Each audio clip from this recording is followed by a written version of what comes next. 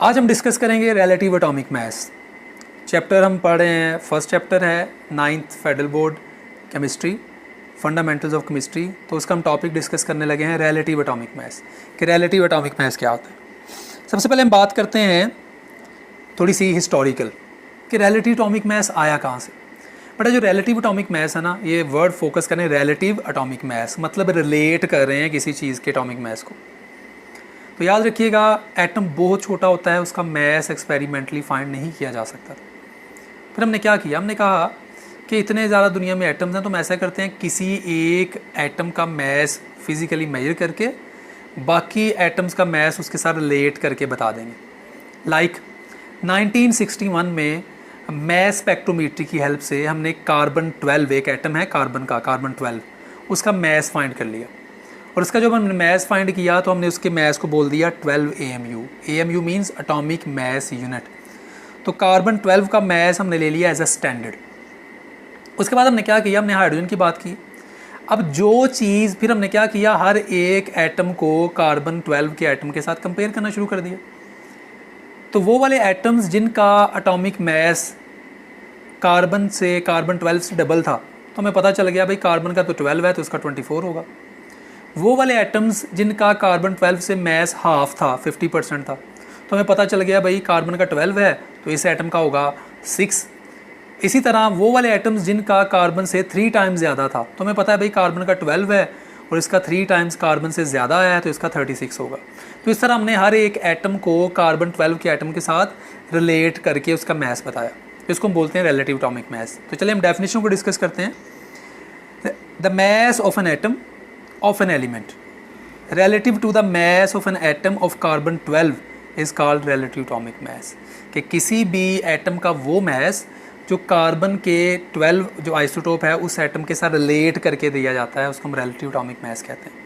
I hope आपको ये concept पता चल गया होगा। अब हम थोड़ा सा आगे चलते हैं। अभी रिलेटिव एटॉमिक मास और atomic mass unit. Atomic mass unit क्या है? एटॉमिक मास यूनिट जो है ये a mass exactly equal to 1/12 the mass of an carbon 12।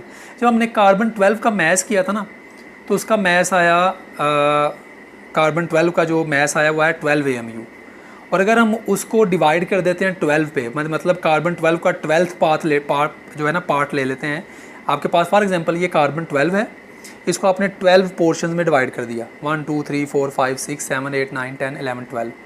तो जो 12th पोर्शन है उसका जो मास है that is atomic mass unit, 1 atomic mass unit. I hope आपको समझ आ गई होगी। इसी तरह आप समझ लें, एक गोल रोटी है और वो कार्बन 12 है। अब आप उस गोल रोटी के 12 पोर्शन कर देते हैं, तो जो हर एक पोर्शन का जो मास होगा ना वो 1 AMU होगा। तो इस तरह ये डेफिनेशन ये बता रही है the mass exactly equal to 1/12। जो कार्बन 12 है उसका 12th पार्ट का जो पोर्शन है उसको हम 1 एटॉमिक मास यूनिट कहते हैं, 1 एटॉमिक मास यूनिट, ये याद रखिएगा। तो mass of 1 carbon 12 atom 12 AMU। अगर हम इसको 12 पे डिवाइड कर देंगे तो 1 AMU आ जाएगा। तो इस तरह हमने क्या किया, हमने हाइड्रोजन एटम ले लिया। हमने हाइड्रोजन एटम को और कार्बन एटम का जो मास आया वो हमारे पास आ गया 8.4%। जो हाइड्रोजन का मास था वो कार्बन के मास के मुकाबले में आया। तो हमने क्या किया, हमने फिर एक फार्मूला जस्टिफाई किया, उस फार्मूला से हमने उसका मास निकाल लिया। हाइड्रोजन जो है वो कार्बन का 8.4% है, 8.4%। तो आप क्या करेंगे, अगर आपने हाइड्रोजन का मास निकालना है AMU में, तो उसकी परसेंटेज को 12 के साथ मल्टीप्लाई कर देंगे तो आपके पास हाइड्रोजन का मास आ जाता है। ठीक है, इस तरह मैं आपको एक टेबल सा आपके सामने आपकी स्क्रीन पे दे रहा हूँ जिसके अंदर डिफरेंट एटम्स के जो है ना वो मैसेज लिखे हुए हैं। लाइक सोडियम का 23 लिखा हुआ है, ऑक्सीजन का 16 होता है। इस तरह डिफरेंट एलिमेंट्स हैं, एलुमिनियम 26.99 या 27 AMU। तो इस तरह आपने डिफरेंट जो ये टेबल में दिए हुए हैं उन एटम्स का एटॉमिक मैसेज याद कर लेने हैं इन AMU। Thank you so much, अल्लाह हाफिज़।